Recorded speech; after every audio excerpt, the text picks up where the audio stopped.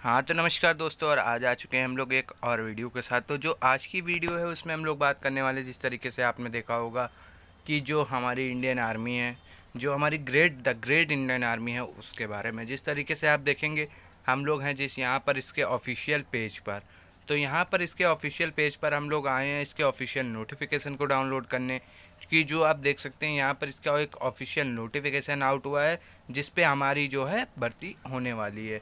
तो जिस तरीके से अगर हम लोग आगे बात करें तो यहाँ आप देख सकते हैं ऑफिसर सिलेक्शन, या आगे हम लोग को यहाँ मिल जाता है अप्लाई एंड लॉगिन एंट्री। जिस तरीके से यहाँ हम लोग लॉगिन कर सकते हैं या जो भी है, और आगे रैली नोटिफिकेशन या जो अन्य हमारे रिजल्ट्स या eligibility check, eligibility what's new, या जो नए हमारे आती रहती हैं, यहाँ पर आप देखेंगे इस तरीके से नोटिफिकेशन यहाँ साइड में दिख जाएगी। तो आपको जो सारी नोटिफिकेशंस हैं ऑफिशियली जो अपलोड करी जाती हैं वो यहाँ पर प्रोवाइड करा दी जाती हैं पीडीएफ के रूप में, और इसको हम लोग डाउनलोड कर सकते हैं। तो इसी तरीके से जहाँ आप देखेंगे यहाँ हम लोग को सभी कुछ देखने को मिल जाता है। तो एक आई है हमारी नोटिफिकेशन जो कि हमारे आर्मी लवर्स हैं, मतलब जो आर्मी के लिए तैयारी कर रहे हैं, उनके लिए बहुत ही अच्छा सुनहरा मौका है। तो जिस तरीके से आइए हम लोग चलते हैं, देखते हैं कि किस तरीके से क्या है उस पीडीएफ में, और क्या क्या जानकारी है, और क्या एलिजिबिलिटी रखी गई है, और किन किन योग्यताओं को देखते हुए उस फॉर्म को तैयार किया गया है या रिक्रूटमेंट को निकाला गया है। तो जहाँ पर आप देखेंगे जिस तरीके से आ चुके हैं हम लोग इसके ऑफिशियल नोटिफिकेशन पर। एडवर्टाइजमेंट नोटिस आप ऊपर पढ़ सकते हैं, नोटिस नंबर पढ़ सकते हैं। तो जिस तरीके से आगे हम लोग बात करें तो यहाँ पर देखेंगे कितनी कैटेगरीज हैं और क्या क्या यहाँ पर निकाला गया है। तो यहाँ पर जो है आगे देखेंगे आप, government of India, ministry of defence, central ammunition depot Pulgaon. तो आगे इसी तरीके यहाँ पर जूनियर ऑफिस असिस्टेंट एलडीसी, ठीक है, फायरमैन की है, ट्रेड्समैन की है, व्हीकल मैक की है, टेलर की है। और यहाँ पर अगर हम लोग आ जाएं कि एजुकेशनल क्वालिफिकेशंस से क्या क्या क्वालिफिकेशंस रखी गई हैं या किस तरीके से क्वालिफिकेशंस मांगी गई हैं, क्या क्या हम लोग के पास होना चाहिए। तो यहाँ पर जो एक एजुकेशन रखी गई है वो 12th और 10th रखी गई है, और जो ज़्यादा तक हमारी पोस्टों में है वहाँ 10th मांगा गया है और आईटीआई मांगा गया है। तो जिस तरीके से आप देख सकते हैं जो यहाँ पर जैसे टेलर है तो हमारे पास टेलर का आईटीआई का ट्रेड का होना चाहिए या हमारी प्रैक्टिस होनी चाहिए उसके साथ साथ, तो ही हम लोग इस फॉर्म के लिए अप्लाई कर सकते हैं। तो आगे आप यहाँ देखेंगे last date of receipt application की आ जाती है बात।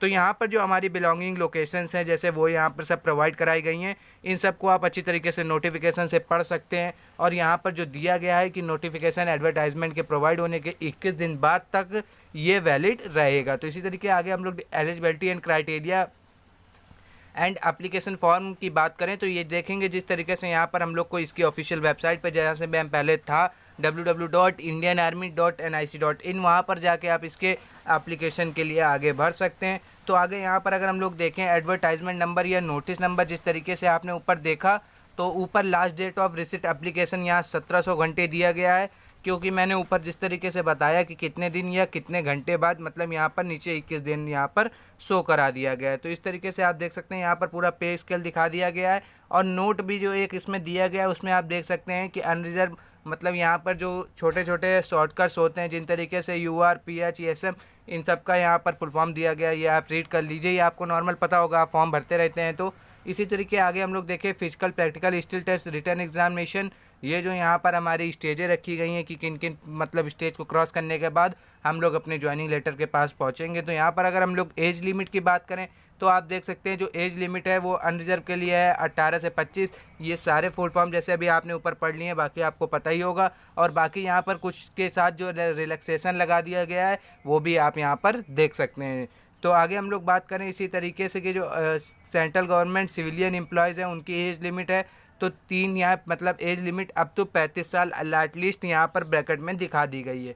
तो इसी तरीके अगर हम लोग बात करेंगे यहाँ पर कि अब हम लोग को ज्वाइन किस तरीके से करना है या हमारा फिजिकल मेजरमेंट कितना होना चाहिए, तो यहाँ पर जैसे फिजिकल मेजरमेंट के लिए देखेंगे तो फायरमैन के लिए, तो मेल कैंडिडेट के लिए ओनली अगर हम लोग बात करें तो यहाँ पर हाइट जो मांगी गई है 165 सेंटीमीटर मांगी गई है, और चेस्ट मांगा गया है 81.5, और फुलाने पर इसको 85 होना चाहिए।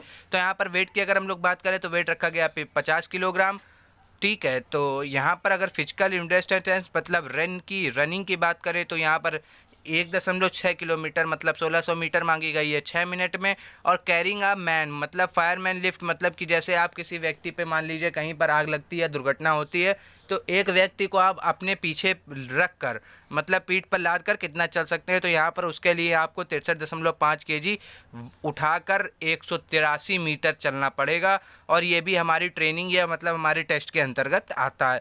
तो इसी तरीके आप देखेंगे जिस तरीके से क्लाइंबिंग है 3 मीटर के ऊपर वर्टिकल रोप के हाथ से उठते हुए, और 2.5 metre wide ditch landing on both feet, मतलब आप ये भी देख सकते हैं। तो यहाँ पर ट्रेड्समेट्स की बात करें तो यहाँ पर मैट्रिकुलेशन फॉर्म लिखना है, मतलब केवल यहाँ पर हमारी 10वीं की मांग करी गई है, जैसे कि आप देखेंगे। तो आगे इसी तरीके हम लोग बात करें, आगे जो 2 नोट्स प्रोवाइड कराए गए हैं, तो इसमें हमारी टाइमिंग और जो हमारा टेस्ट का है वो सारा प्रोवाइड करा दिया गया है। बाकी सबके अपने अपने पर्सनल जिस तरीके से जूनियर ऑफिस असिस्टेंट या टेलर, सब में अपना अलग अलग दिया गया है, क्योंकि जो टेलर में हमारा देखेंगे जैसे ए बी 2 पार्ट में दिया गया, प्रैक्टिकल, क्वालिफाइंग और रिटन टेस्ट, मतलब यहाँ पर उतना फिजिकल का वो हमारा नहीं रखा गया है। तो आगे इसी में अगर हम लोग ट्रेड्समेट की तरफ या फिजिकल, आगे फायरमैन, सबकी अपने अपनी दिया गया है। और इसके बाद आ जाते हैं अगर एजुकेशनल जो हमारा रिटन टेस्ट पे है, तो यहाँ पर आप देखेंगे general intelligence and reasoning, numerical aptitude, general English और जनरल अवेयरनेस, यहाँ पर सबके 25-25 मार्क हैं।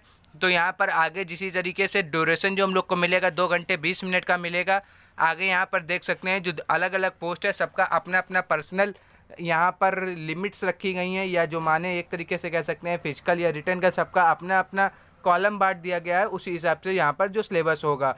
तो अब आगे इसी तरीके देखेंगे कि जो मतलब आगे हम लोग को यह मेंशन किस तरीके से करना है, ये डॉक्यूमेंट्स क्या रखने हैं। तो बाकी जो डॉक्यूमेंट्स हैं वहाँ कुछ हमारा स्पेशल नहीं मांगा गया है, जिस तरीके से आर्मी में हम लोग को रियल भी लेके पहुँचना पड़ता है और सारे यहाँ पर जो अटैच करने पड़ते हैं, तो वो यहाँ पर आप सारे इस ऑफिशियल नोटिफिकेशन पर रीड कर सकते हैं। और इसी तरीके अगर हम लोग आगे चले जाएं तो यहाँ पर वार्निंग एक दी गई है कि all candidates are guarded against contact with self appointed agents, मतलब यहाँ पर आप देख सकते हैं कि हम लोग इसमें दिया गया है कि किसी भी हम लोग को जो अपने डॉक्यूमेंट्स है या कॉन्टैक्ट है वो मतलब सेल्फ अपॉइंटेड एजेंट्स, मतलब जो अपने जान परिचित या इस तरीके से। तो यहाँ पर आगे यूनिट 2 दी गई है CAD पुलगांव, डेट यहाँ पर नोटिस नहीं कराई गई है। तो अगर आप इस फॉर्म के लिए इच्छुक है तो पहले इसका ऑफिशियल नोटिफिकेशन डाउनलोड करें, उसमें पूरा फॉर्म का फॉर्मेट मिल जाएगा, फॉर्म की हर एक नोटिफिकेशन आपको मिल जाएगी जो जो आपके लिए महत्वपूर्ण जानकारी हैं। और बाकी अगर आपको वीडियो अच्छा लगा हो तो एक लाइक कर दीजिएगा, और अच्छा लगा हो या ना लगा हो चैनल को सब्सक्राइब कर दीजिएगा। और बाकी आपको कोई प्रॉब्लम हो तो आप कमेंट बॉक्स में पूछ सकते हैं, मैं सभी के कमेंट का ज़रूर से ज़रूर रिप्लाई देता हूँ। जय हिंद, धन्यवाद दोस्तों।